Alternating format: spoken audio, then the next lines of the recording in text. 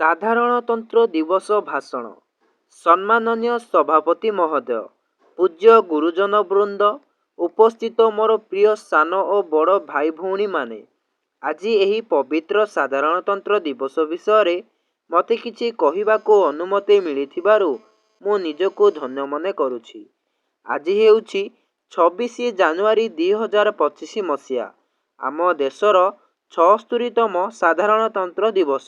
ଆମେ ପ୍ରତିବର୍ଷ 26 ଜାନୁଆରୀକୁ ସାଧାରଣତନ୍ତ୍ର ଦିବସ ବା ଗଣତନ୍ତ୍ର ଦିବସ ଭାବେ ପାଳନ କରି ଆସୁଅଛୁ 1950 ମସିହା ଠାରୁ। ଯଦି ମୁଁ ଏହାର ଇତିହାସ କହିବାକୁ ଯାଉଛି, ସେଦିନ ଥିଲା 1930 ମସିହା ଜାନୁଆରୀ ମାସ 26 ତାରିଖ, ରାବି ନଦୀର ତଟ କଂଗ୍ରେସର ଲହର ଅଧିବେଶନ। ସେଦିନ ପଣ୍ଡିତ ଜବାହରଲାଲ ନେହେରୁଙ୍କ ଭାଷଣ ମୁଗ୍ଧ କରିଥିଲା ପୁରା ଭାରତବାସୀଙ୍କୁ।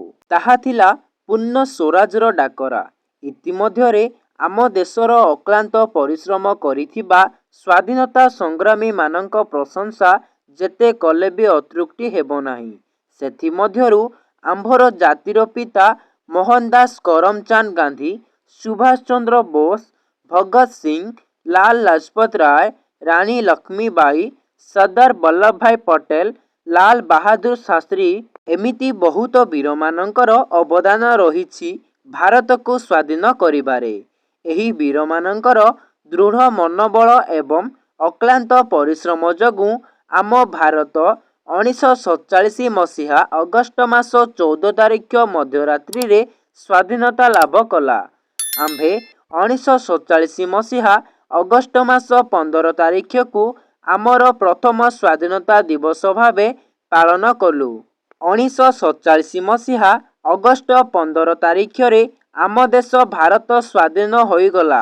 କିନ୍ତୁ ଆମ ଦେଶରେ ସେତେବେଳେ ପର୍ଯ୍ୟନ୍ତ କୌଣସି ବି ନିୟମ କାନୁନ ସମ୍ବିଧାନ ନଥିଲା। ତେଣୁ ଡକ୍ଟର ଭୀମରାଓ ଆମ୍ବେଦକରଙ୍କ ଅଧ୍ୟକ୍ଷତାରେ ଏକ ଟିମ୍ ଆମ ଦେଶର ସମ୍ବିଧାନ ଲେଖିବା ପାଇଁ ଆରମ୍ଭ କରିଦେଇଥିଲେ। ଡକ୍ଟର ଭୀମରାଓ ଆମ୍ବେଦକରଙ୍କ ସେହି ମହାନ ଅବଦାନ ଦୀର୍ଘ 2 ବର୍ଷ 11 ମାସ 18 ଦିନ ଧରି ସମ୍ବିଧାନର ଲେଖା ଚାଲିଥିଲା। ଶେଷରେ 1949 ମସିହା ନଭେମ୍ବର ମାସ 26 ତାରିଖରେ ସମ୍ବିଧାନର ଲେଖା ଶେଷ ହୋଇଥିଲା।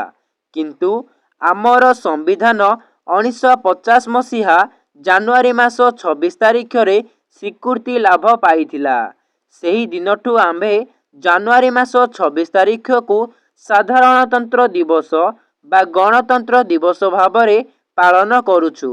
ଗଣ ଅର୍ଥାତ୍ ଲୋକ, ତନ୍ତ୍ର ଅର୍ଥାତ୍ ଶାସନ। ଗଣତନ୍ତ୍ର ମାନେ ଲୋକମାନଙ୍କ ଶାସନ। ସେହି ଦିନଠୁ ଆମେ ଆମ ଦେଶ ଭାରତକୁ ଆମ୍ଭେ ସର୍ବନିରପେକ୍ଷ, ଧର୍ମନିରପେକ୍ଷ ଏବଂ ସାଧାରଣତନ୍ତ୍ର ରାଷ୍ଟ୍ର ଭାବେ ଜାଣି ଆସିଛୁ। ଆଜି ଆମେ ଶପଥ ନେବା ଭାରତକୁ ମହାନ କରି ଗଢ଼ିବା। ମୁଁ ଏତିକି କହି ମୋର ବକ୍ତବ୍ୟ ଶେଷ କରୁଛି। ଜୟ ହିନ୍ଦ, ଜୟ ଭାରତ।